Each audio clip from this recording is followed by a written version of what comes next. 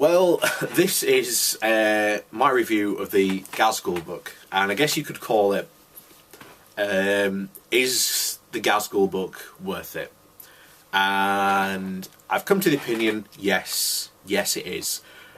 And it's changed from when I first bought it, which I really didn't think it was worth it at all.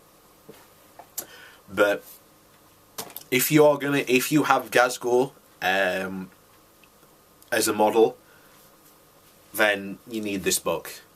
If you play sort of big point games of 40k and you're an orc player, get this book.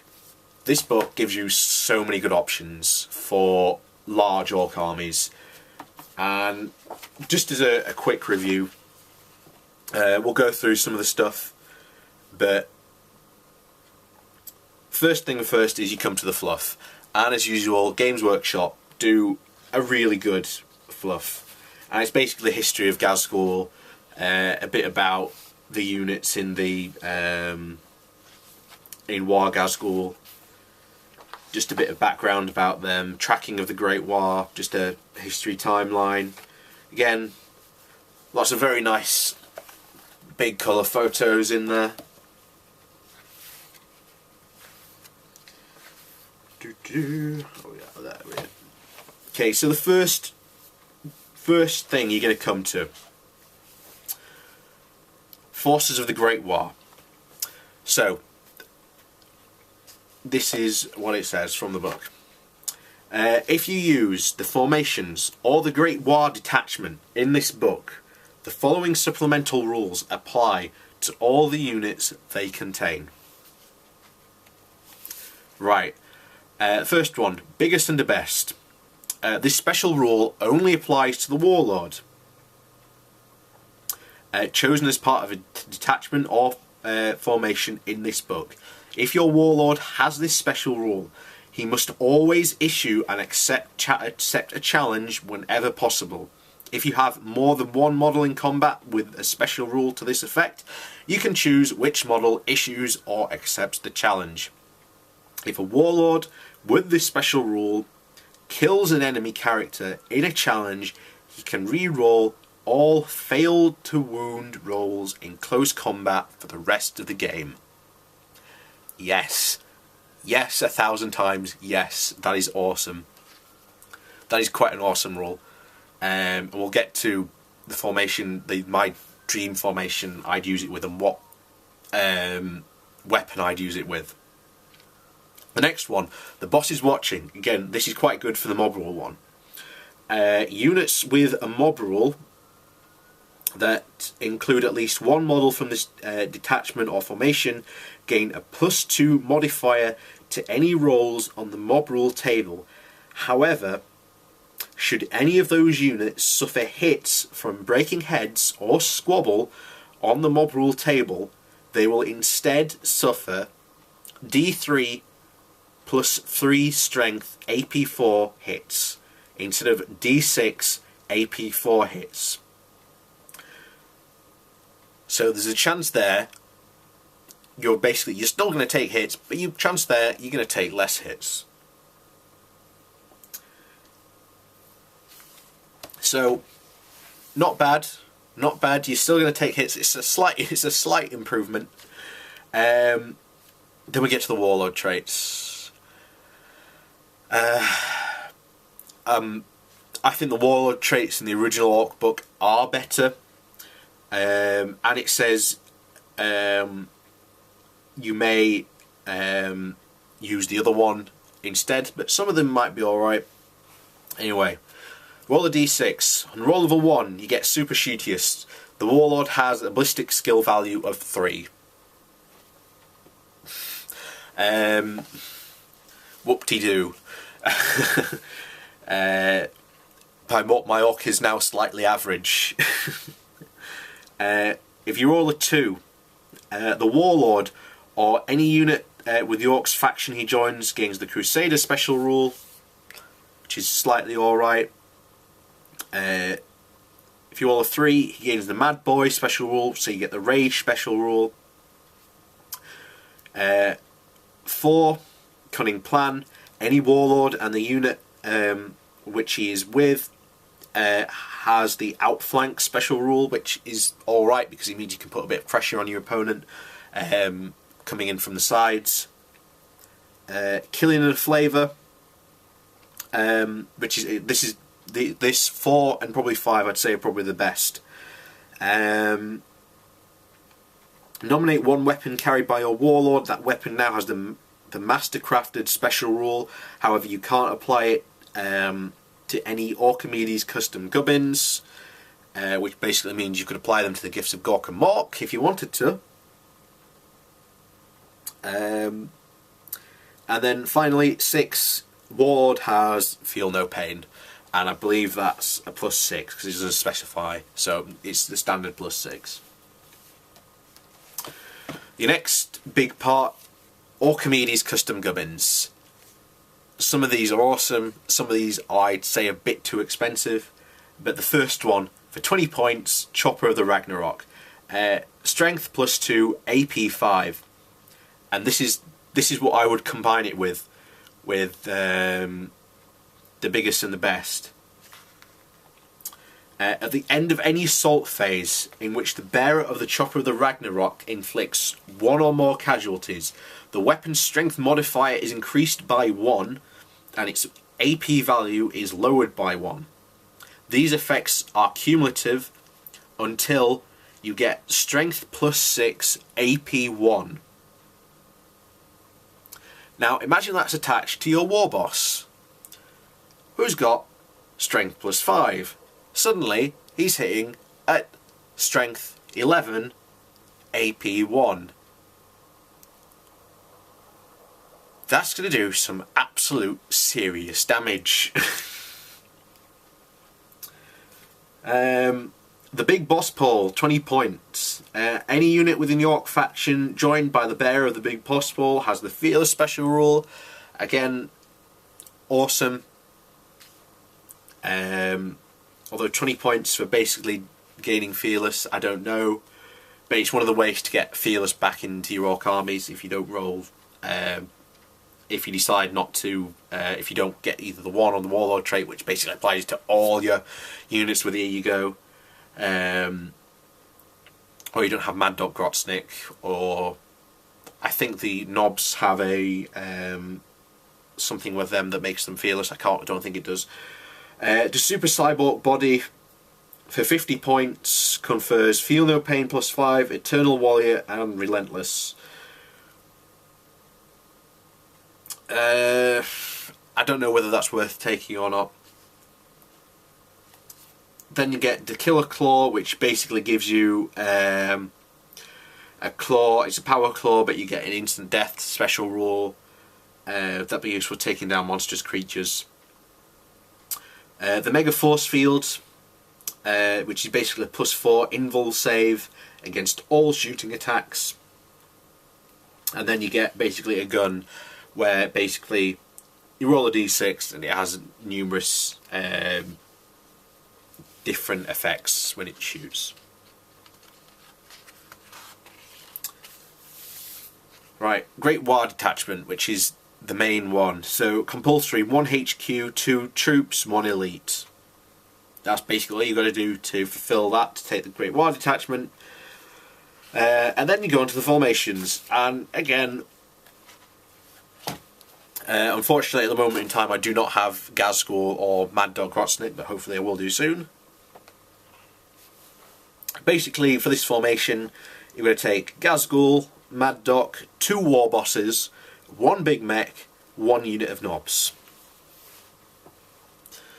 Right. First of all, that big mech's getting a custom force field. And one of the war bosses is certainly getting a chopper, Chopper of the Ragnarok, definitely. Oh no, Ghazghkull, that yeah. So Ghazghkull's definitely getting Chopper of the Ragnarok. The only restriction is the unit of Knobs must have a war banner.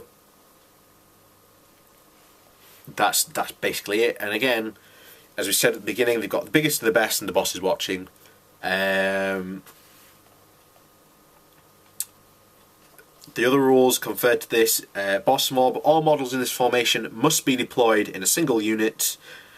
So basically, if you've got independent characters, they can't leave. Banner of the Great War, as long as the bearer of the war banner is still alive, all models in the same unit have the Fearless special rule. Awesome. So it's not running away. And plus add 1 to the weapons skill characteristics on each of their profile. In addition, all friendly units in the Orc faction can reroll morale and pinning checks. Awesome. So basically that's what? The Bellowing Tyrant, which is the second Warlord trait. Awesome. So essentially that's a Warlord trait in the unit, as long as the War Banner is still alive. Then you get Ghazghkull Lieutenant. Both the war bosses have a +1 weapon skill, so instantly they go from +5 weapon skill to a +7 weapon skill. That is awesome. Oh yeah, and furthermore, at the start of each battle before deployment, make 2 rolls on the War Ghazghkull Warlord traits table, re-roll duplicates, and apply both of the results to Ghazghkull in addition to his standard Warlord trait. So, yeah. That unit is gonna hit hard. That unit is gonna hit hard, and as far as I'm concerned,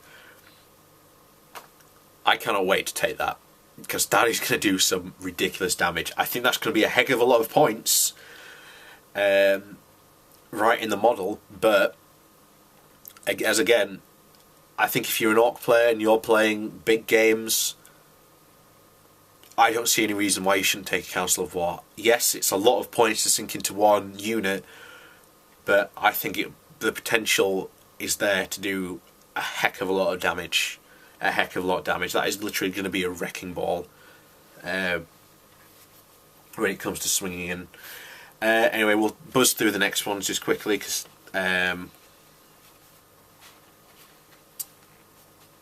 so anyway, next one is Ghazghkull's Bully Boys, which is basically 3 units of Mega Knobs, but all the units must have at least 5 models in each. Special rules, same as normal. They also get Fear and Fearless, which is quite nice. And basically they add +1 to their weapon skill profile as well. Not bad. The Vulture Squad, which is Boss Zagstruck and 3 Storm Boys. Special rules, same as usual. Dead on target, all units in formation beginning reserves and must arrive by Deep Strike. Hard Hitters, Hammers of Wrath made by Stormboy models. Any unit joined by Boss Zagstruck gain the Shred special rule as long as it's part of that unit. And then if you wanted to, you could basically form the Vulture Squad, which is basically Boss Zagstruck and then 3 of those units formed into one. But when it loses, when it gets destroyed, it counts as 3 victory points for being completely destroyed. Next is a Blitz Brigade, which is basically 5 battle wagons. The only restriction is each battle wagon has to have either a reinforced ram or a death roller, which is not bad. And again, they get the biggest and the best. The boss is watching. So I don't know why you'd have that for them. I also get a Scout as well, which is 5 scouting battle wagons. Fill them with 20 units of boys. So what? 2, 4, 6, 8, 10. That's 100 boys piling out of those battle wagons coming on from the side, giving your opponent a heck of a lot of more pressure. If you decide to go all 20 with them, or you could make them all hard cases and give your boys a bit of fire support with cannons and whatnot flying from them. Dread Mob, which is interesting. It's basically your heavy armour, which is a big mech, pain boy, 2 Ghazghkull and Morkanauts in any combination, 3 Death Dreads, 3 Killer Cans, and then all the Killer Cans must have at least 3 models. The good part about this is all your mech units, your gain, here we go. Which, quite frankly, is awesome, because that means they also are now included as part of the war. So when you call a war, you can now move, run, and charge all in the same turn. Wall of Steel. Yeah, you basically going to make Hammer of Wrath attacks. Boss Snockrit's Ghazghkull Commandos. Basically, it's Boss Snockrit and 4 units of commandos. Biggest and the best, the boss is watching. You can basically choose which side, which table edge you come on from with these guys, which again is quite awesome. All units have their stealth special rule replaced with shrouded.